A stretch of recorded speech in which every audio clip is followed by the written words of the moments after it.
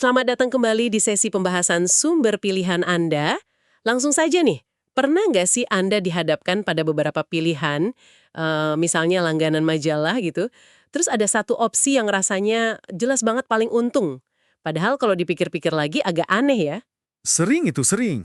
Nah, hari ini kita bakal kupas tuntas fenomena ini. Ini inti dari bab 1 buku Predictably Irrational yang Anda bagikan kemarin soal relativitas. Betul. Sumber ini, wah bener-bener nunjukin gimana kita tuh hampir nggak pernah ya menilai sesuatu secara absolut, gitu aja. Pikiran kita tuh kayaknya otomatis nyari perbandingan terus. Selalu, iya. Bahkan kadang perbandingan yang sengaja dibikin buat menggiring kita. Kita lihat deh gimana ini bekerja. Dan kenapa ngerti soal kebenaran tentang relativitas ini penting. Siap kita bongkar? Siap dong. Misi kita kali ini yaitu membongkar jebakan halus di balik cara kita banding-bandingin sesuatu. Kita bakal lihat gimana konteks atau perbandingan yang disodorin ke kita itu bisa jadi penentu utama keputusan kita. Mulai dari milih paket langganan tadi, sampai soal puas nggak puas sama gaji. Ini soal kenapa kita sering nggak rasional, tapi polanya ketebak. Oke, menarik nih. Mari kita langsung ke contoh klasik dari sumbernya ya, tawaran langganan majalah di Ekonomis. Coba deh Anda bayangin, dikasih 3 pilihan. Pertama, langganan online aja, $59. Oke? Kedua, langganan cetak aja, $125. Ketiga, langganan cetak plus online, harganya sama, $125. Nah, spontan aja nih, mana yang paling menarik? Kalau kita ngikutin hasil eksperimen di buku itu ya, kebanyakan orang, wah, langsung deh milih yang ketiga itu. Cetak dan online, $125. Betul. Nah, di sini nih anehnya, opsi kedua yang cetak aja $125 kan kayak masuk akal ya. Ya, ngapain gitu kan? Siapa coba yang mau bayar harga sama cuma buat cetak kalau bisa dapat cetak plus online? Tapi ternyata justru opsi aneh ini kuncinya. Tepat sekali. Itu yang namanya efek umpan atau decoy effect. Opsi cetak saja yang $125 itu umpannya. Umpan ya? Iya, mungkin Anda agak bingung nih, bandingin nilai $59 buat online saja sama $125 buat cetak saja. Mana yang lebih worth it? Susah kan nentuin absolutnya. Iya juga sih. Tapi begitu ada opsi ketiga, yang $125 buat cetak plus online. Nah, bandinginnya sama si umpan jadi gampang banget. Anda pasti tahu kalau paket cetak plus online, $125 itu jauh lebih baik daripada paket cetak saja, $125. Ya kan? Oh iya, jelas banget bedanya. Peace. Wah, jadi gitu ya cara kerjanya. Ini nunjukin betapa susahnya kita nentuin nilai asli sesuatu ya. Kita butuh patokan, butuh pembanding. Betul. Kayak kata sumbernya tuh, kayak pilot butuh lampu landasan pas mau mendarat di tempat gelap. Atau ingat nggak film Crocodile Dundee? Oh ya, yang pisaunya itu ya? Haha, iya. Dia kan nggak cuma bilang pisaunya bagus, tapi dia keluarin pisau lain yang lebih kecil buat nunjukin pisaunya lebih hebat. Kita ini emang secara naluriah bandingin terus. Pekerjaan sama pekerjaan lain, liburan sama liburan lain, bahkan anggur di menu sama anggur lain. Dan ada satu lagi nih, kecenderungan yang bikin efek umpan ini makin kuat. Kita nggak cuma butuh perbandingan, tapi kita cenderung fokus sama perbandingan yang paling gampang dilakuin. Oh ya, maksudnya? Kita hindarin perbandingan yang lebih susah atau abstrak. Bandingin cetak plus online $125 sama cetak saja $125, kan gampang banget jelas hasilnya. Iya, jelas yang gabungan lebih bagus. Nah, sementara bandingin online saja $59 sama cetak saja $125, itu butuh mikir lebih dalam kan? Soal preferensi pribadi, mana yang lebih sering dibaca, macam-macam lah. Jadi ya kita ambil jalan pintas mental aja, fokus ke perbandingan yang gampang tadi. Jadi kita cenderung males mikir gitu ya, dan cari pembanding yang paling gampang. Menarik. Sumber kita juga bahas eksperimen lain kan yang cukup bikin kaget, kali ini soal milih pasangan kencan. Di MIT ya itu? Betul. Di eksperimen itu, mahasiswa dikasih lihat 3 foto. Misalnya nih, foto A, wajah orang A, ya oke lah. Foto min A, ini versi wajah A tapi diedit dikit biar kurang menarik. Sama foto B, wajah orang B. Beda tapi sama menariknya kayak A. Oke, A minus A sama B. Atau sebaliknya ya, B minus B sama A. Iya, bisa gitu setnya. Terus mereka diminta milih siapa yang mau diajak kencan. Hasilnya gimana tuh? Hasilnya, pas ada versi umpan yang sedikit kurang menarik, Si minus A itu, ternyata sekitar 75% partisipan milih versi yang sempurna, si A, bukan milih si B. Wah, padahal A sama B tadi dibilang sama-sama menarik ya? Iya, secara objektif mungkin setara. Ini persis kayak efek di ekonomis tadi, tapi ini konteksnya sosial. Jadi si minus A itu bikin si A kelihatan jauh lebih bagus gitu ya? Persis. Keberadaan minus A itu bikin A kelihatan jelas lebih unggul kalau dibandingin langsung. Jadi lebih gampang mutusinnya, yang tadinya mungkin galau antara A dan B. Otak kita kayak bilang, A jelas lebih oke dari minus A, ya udah pilih A aja gitu. Mungkin si B jadi nggak terlalu dipertimbangkan lagi secara mendalam. Umpan negatif itu malah ngangkat daya tarik pilihan targetnya. Wah, jadi kalau mau cari jodoh bawa temen yang mirip tapi sedikit kurang oke itu strategi jitu ya secara psikologis. Ya bisa jadi interpretasinya gitu. Dan ini berlaku juga di keputusan gede lain kan ya, kayak milih rumah gitu. Tentu. Di buku itu dikasih contoh. Anda lagi lihat-lihat 3 rumah. Rumah A, gaya kolonial, Anda suka, kondisinya bagus. Rumah B, gaya kontemporer, menarik juga. Terus ada rumah min A, gaya kolonial juga, tapi atapnya perlu dibenerin banget. Dan harganya nggak beda jauh sama rumah A. Oke, saya coba tebak nih. Pasti gara-gara ada rumah min A yang kolonial tapi rusak, itu si rumah A yang kolonial bagus jadi kelihatan jauh lebih menarik ya. Mungkin malah lebih menarik daripada rumah B yang kontemporer itu cuma karena ada pembanding langsung yang jelek. Kemungkinan besar gitu, karena bandingin 2 rumah kolonial itu, A lawan min A, jadi gampang banget kan? Si A jelas menang. Iya sih.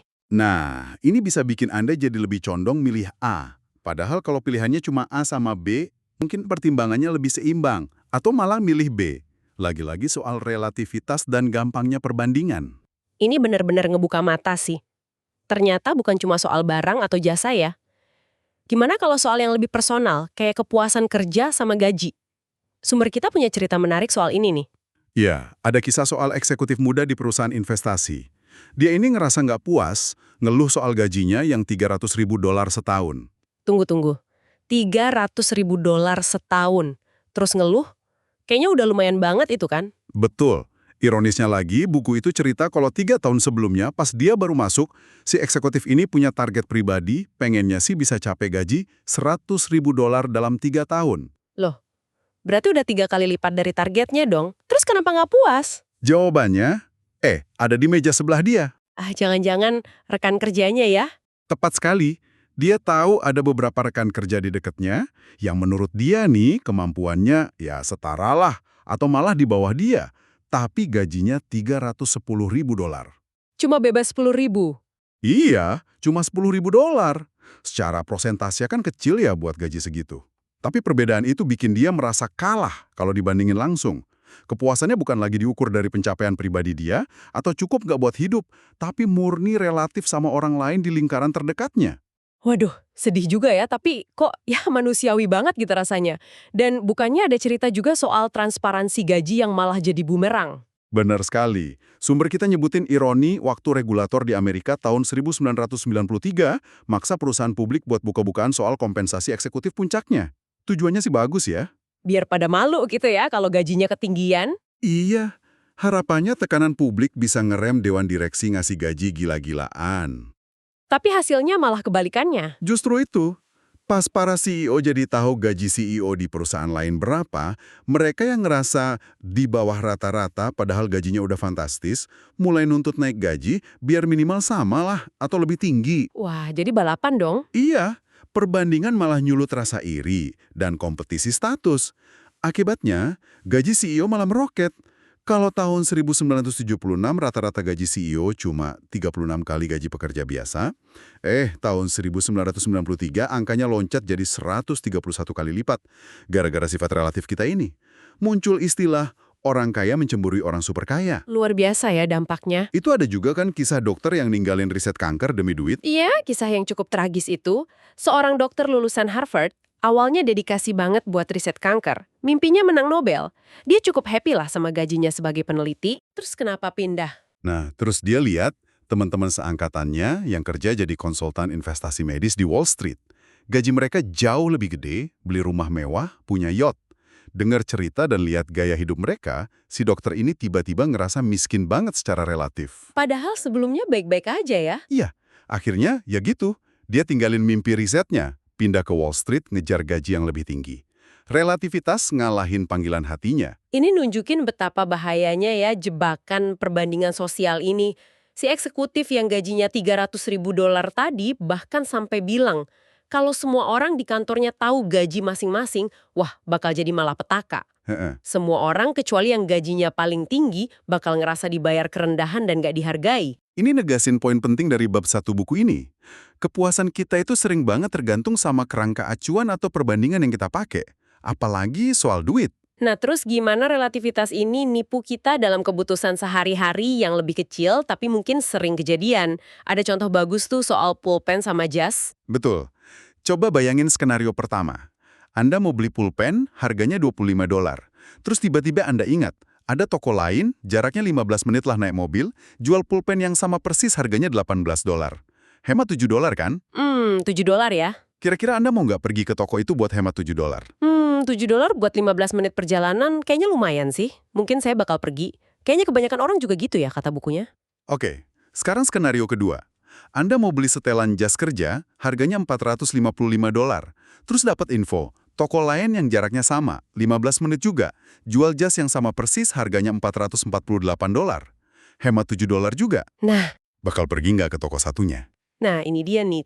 Buat jas seharga $455, hemat $7 rasanya kok kayak nggak sepadan ya sama repotnya 15 menit. Aneh banget, padahal duit yang dihemat sama $7, waktu tempuhnya juga sama, 15 menit. Kenapa keputusan saya bisa beda gitu ya? Itulah dia kekuatan relativitas pas kita nilai uang. Di kasus pulpen, $7 kerasa signifikan karena dibandingin sama harga awal $25. Hematnya hampir 30% kan? Oh iya. Di kasus jas, $7 kerasa kecil banget karena dibandingin sama harga awal $455. Cuma hemat sekitar 1,5%. Kita otomatis bandingin secara relatif sama konteks harga barangnya, bukan nilai absolut si $7 atau biaya waktu kita secara konsisten. Kita kejebak di perbandingan lokal. Pantas aja ya kita gampang banget setuju nambah $200 buat menu sup tambahan pas pesen catering nikahan yang harganya $5.000. Mikirnya cuma nambah dikit dari total. Betul. Tapi di sisi lain kita rela gitu ngumpulin kupon diskon 25 sen buat sekaleng sup harga $1 di supermarket, atau gampang kegoda nombah $3.000 buat jok kulit pas beli mobil baru harga $25.000. Tapi mikirnya panjang banget buat beli sofa kulit harga $3.000 buat di rumah. Padahal mungkin kita lebih banyak duduk di sofa. Tepat sekali. Perbandingan relatif ini bikin kita kadang nggak rasional soal alokasi dana. Nah, terus gimana caranya biar nggak terlalu sering kejebak gini? Sumber kita ngasih saran praktis nih. Wah, apa tuh? Saya butuh nih tipsnya. Kuncinya itu, coba perluas lingkaran perbandingan kita secara sadar. Pas dihadapkan pilihan kayak nambah $3.000 buat jok kulit mobil tadi, jangan cuma bandingin mobil pakai jok kulit versus mobil tanpa jok kulit. Terus bandingin sama apa? Coba paksa diri mikir lebih luas.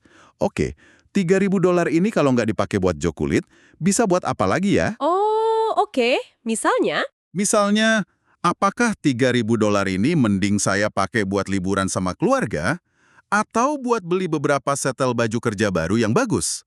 Atau mungkin ditabung aja buat dana darurat? Jadi lihat alternatifnya ya. Iya, dengan bayangin penggunaan uang itu secara lebih konkret dan macam-macam, kita bisa nilai opportunity cost atau biaya peluang dari si jok kulit itu secara lebih absolut, nggak cuma relatif sama harga mobilnya aja. Menarik. Jadi paksa diri lihat gambaran besarnya gitu ya. Ada contoh orang beneran nggak yang berhasil nerapin ini? Buku itu nyebutin kisah James Hong, salah satu pendiri situs hotornots.com. Dia ini hidupnya di lingkungan Silicon Valley, isinya orang super kaya semua. Temennya ada pendiri PayPal yang kekayaannya puluhan juta dolar.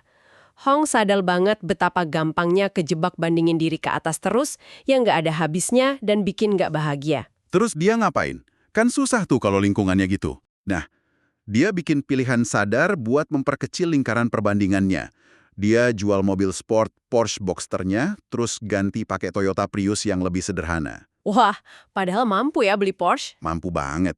Tapi itu keputusan aktif buat ngelola efek relativitas kebahagiaan dan kepuasan dia. Dia milih buat nggak terus-terusan ngukur dirinya pakai standar orang-orang terkaya di sekitarnya. Itu contoh yang kuat sih. Milih secara sadar siapa atau apa yang jadi patokan kita. Benar, mengendalikan konteks perbandingan kita, entah dengan memperluasnya pas bikin keputusan finansial atau mempersempitnya buat jaga kepuasan hidup, itu cara buat ngelawan bias relativitas yang udah kayak bawaan lahir kita ini. Jadi jelas banget ya dari obrolan kita berdasarkan sumber ini, kita ini emang makhluk yang sangat relatif. Kita nilai diri, pilihan, kepemilikan kita tuh terus-menerus dengan cara bandingin. Seringnya sama apa aja yang paling gampang atau paling dekat buat dibandingin. Iya, iya. Dan kita tuh rentan banget sama umpan yang sengaja atau nggak sengaja disajiin ke kita. Ini bukan cuma soal belanja loh, tapi ngerembet ke puas gaknya sama gaji, milih rumah, bahkan mungkin kayak eksperimen MIT tadi, siapa yang kita anggap menarik. Kesadaran itu langkah pertamanya sih. Dengan tahu kalau otak kita punya bug relativitas ini, kita bisa mulai lebih kritis sama keputusan kita. Tanya ke diri sendiri gitu ya. Iya, tanya. Saya milih ini emang karena ini yang terbaik buat saya, sesuai nilai saya, atau cuma karena kelihatan bagus dibanding pilihan lain yang kebetulan ada di sebelahnya. Kenali umpannya, kenali perbandingan yang nggak relevan, itu bisa bantu kita bikin pilihan yang lebih rasional, lebih dekat ke apa yang kita mau secara absolut. Oke, sebagai penutup nih, mungkin kita bisa coba renungkan ini deh buat pendengar semua. Coba pikirin sejenak tingkat kebahagiaan atau mungkin ketidakpuasan Anda saat ini, entah itu soal kerjaan, penghasilan, atau barang yang Anda punya. Seberapa besar kemungkinan perasaan itu sebenarnya dipengaruhi oleh siapa atau apa yang lagi Anda jadiin pembanding saat ini? Kira-kira apa ya yang bakal berubah kalau Anda secara sadar ngegeser titik perbandingan itu? Mungkin lihat ke bawah sesekali, atau fokus ke kemajuan diri sendiri dari waktu ke waktu, bukan melulu ke orang lain. Sesuatu buat direnungkan lah ya. Setuju. Sampai jumpa di sesi pembahasan berikutnya.